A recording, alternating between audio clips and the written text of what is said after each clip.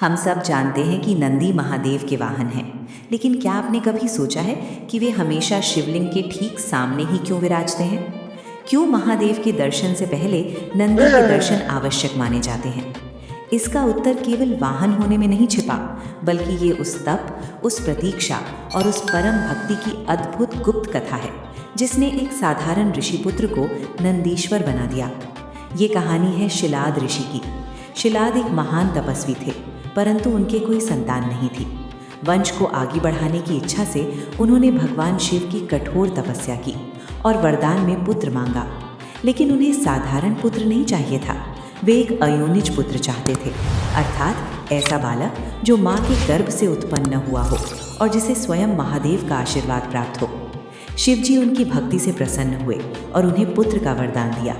कुछ समय बाद जब शिलाद ऋषि यज्ञ के लिए भूमि जोत रहे थे, तो धरती से एक दिव्य बालक प्रकट हुआ, जिसका तेज सहस्त्र सूर्यों के समान था। वही दिव्य बालक नंदी था। शिलाद ने नंदी का पालन पोषण अपार प्रेम से किया। एक दिन दो दिव्य ऋषि आश्रम में पधारे। नंदी को देखकर उन्होंने भविष्यवाणी की कि ये बालक अल्पायु है और इसकी मृत्यु निकट है।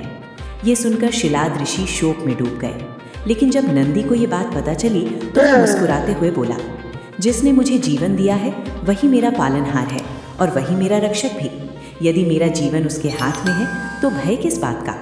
इसके बाद नंदी ने भगवान महादेव की तपस्या करने का निर्णय लिया।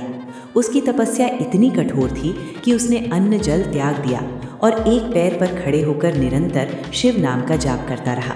उसकी तपस्या के प्रभाव से तीनों लोक कांप उठे। अंततः भगवान शिव को प्रकट होना ही पड़ा। शिवजी ने नंदी से कहा, वत्स, वर मांगो। नंदी ने न तो अमरत्व मांगा और न ही कोई सिद्धि। वो बोला, हे प्रभु, मेरी केवल एक ही इच्छा है। मैं हर क्षण हर पल आपके साथ रहना चाहता हूँ। आपके सानिध्य से एक पल भी दूर नहीं रहना चाहता। नंदी का ये निस्वार्थ प्रेम और भक्ति देखकर महादेव अत्यंत प्रसन्न हो गए। उन्होंने नंदी को न केवल अमरत्व का वरदान दिया, बल्कि उन्हें बैल का दिव्य रूप प्रदान करके उन्हें अपना परमगण, अपना सखा और अपना पावन वाहन घोषित कर दिया। शिवजी ने वरदान दिया, हे नंदीश्वर, आज से मेरे दर्शन से पहले संसार तुम्हारे दर्शन करेगा। जो भी भक्त अपनी मनोकामना तुम्हारे कान में कहेगा, वो प्रार्थना सीधे मुझ तक पहुँचेगी। तुम मेरे और मेरे भक्तों के बीच की सबसे पवित्र कड़ी रहोगे। इसीलिए आज भी नंदी केवल एक वाहन नहीं, बल्कि प्रतीक्षा, धैर्य और निस्वार्थ भक्ति के जीवित प्रतीक हैं, जो हमें सिखाते हैं कि ईश्वर तक पहुंचने का मार्ग केवल समर्पण से मिलता है। महादेव के इस परम भक्त के सम्मान में कमेंट्स में अवश्य लिखें, श्री ओम नंदीश्वराय नमः।